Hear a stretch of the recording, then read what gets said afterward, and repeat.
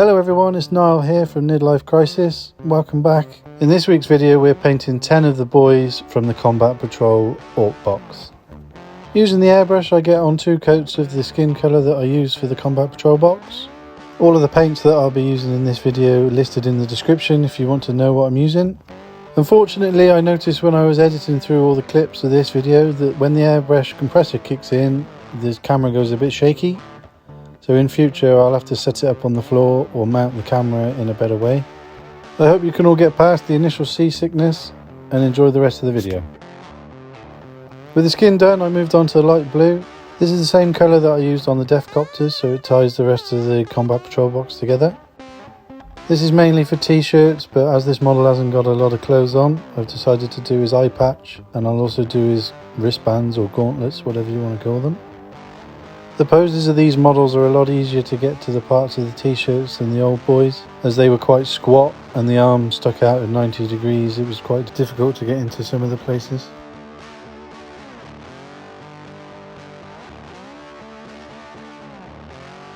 I then used a pink colour to go over some of the scars. This boy with no t-shirt on has quite a few on the back, so I took my time and went over all of them. As well as the scars, I used the same colour on the tongue and the bottom lip. The belts on these models are going to be brown, as well as the other leather and some of the pouches. My existing Ork army has black belt and leather and brown trousers, so I thought I'd reverse it for the Combat Patrol box. If you haven't already, if you could take a couple of seconds to hit the subscribe button, it really helps the channel and I'd appreciate it massively. Back to the model, all the teeth get hit with Zandri Dust. I really like this as a base colour for teeth. I have used it on my Tyranids as well. I also paint the Ork nails where visible. With the fiddly lighter elements done, I move on to the trousers. It's quite satisfying to go over with the solid black. It covers over all the earlier slips and mistakes that I've made. That's why personally I like to do the darker colours last when base coating. I know it's not as easy to cover over if you slip and make a mistake over one of the lighter colours, but it means I can be less accurate with some of the lighter colours and it will still get decent coverage if the lighter colours go over into some of the darker areas. I decided to use the dark blue for some of the leather detailing and the pouches. This just adds a bit of variety so they don't all look the same. The boys with shoulder pads also get some of the dark blue on there to contrast against the lighter blue on the t-shirts. I've decided with these boys that I'm going to trial a brown oil wash over the models rather than shading in the traditional way, but I am using Biotan green on the skin. I like the way this makes the skin on the Orks look. It's also a good way of highlighting all the recesses. Once I've gone over all the skin and the shade has dried, I do a more targeted line pin wash on the recesses just to make them stand out a little bit more. Once all the skin shading is dried, I spray the models with a matte varnish, then we're ready to go ahead with the brown oil wash. Adding a little bit of the brown oil paint to the palette, I then come over with some white spirits and mix to a milky consistency. I have sprayed my palette with a grey primer so you can test it to make sure you get the right consistency you want. Then it's just a case of slapping it all over the model. Because it's been varnished previously, it moves around nicely, doesn't really stain and pool. But even if it does go into any places you're not really wanting it to be, we're going to clean it up after with white spirits anyway.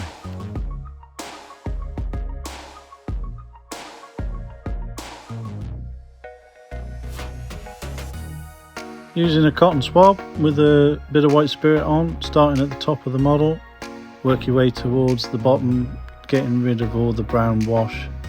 It does pool nicely in the areas that you want to keep it.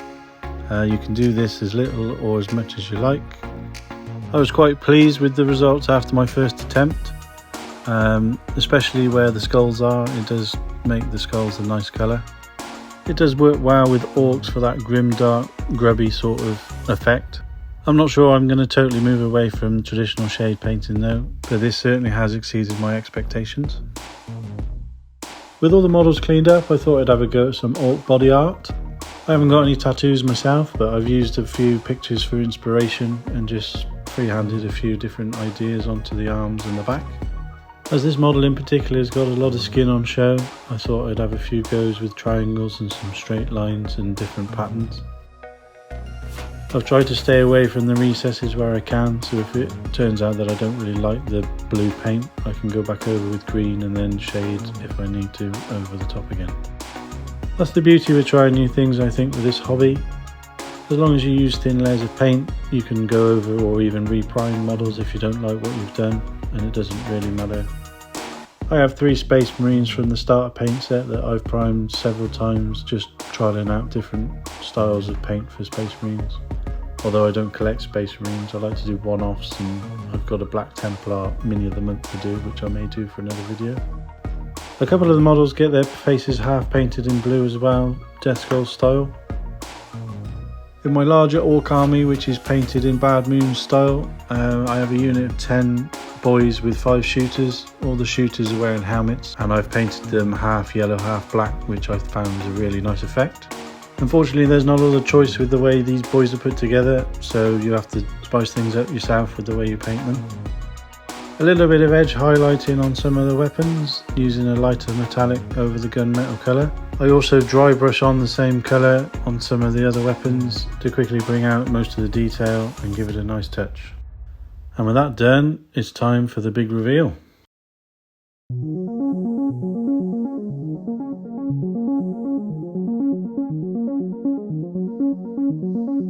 So there you have it, my first unit of 10 boys. There is a little bit of work that I still need to do on them when I paint the other 10. I think I'll add some chessboard square detailing on some of the light blue parts and pay more attention to the rockets and some of the other detailed bits. Thank you so much for watching another one of my videos. If you found something useful, let me know in the comments below. If there's anything you'd like to see me go into a bit more detail on, then also let me know below. All that's left for me to do in the Combat Patrol box now is paint the Death Dread. It's also half term here in the UK next week. I've got a week off work, so I'm hoping to get a bit of painting done with the kids. I've got a couple of ideas of videos I want to try, so stay tuned for that. I'm also working on a new paint scheme for my Tyranids. At the moment they're painted in the High Fleet Behemoth, or Behemoth, I don't know how you say it, but that's quite a standard one that I did when I was first starting, and I'd like to change it up a bit now that I've got a bit more experience in painting. Please take a second to like this video and subscribe to the channel, it helps me out a lot, and I'll see you in the next video.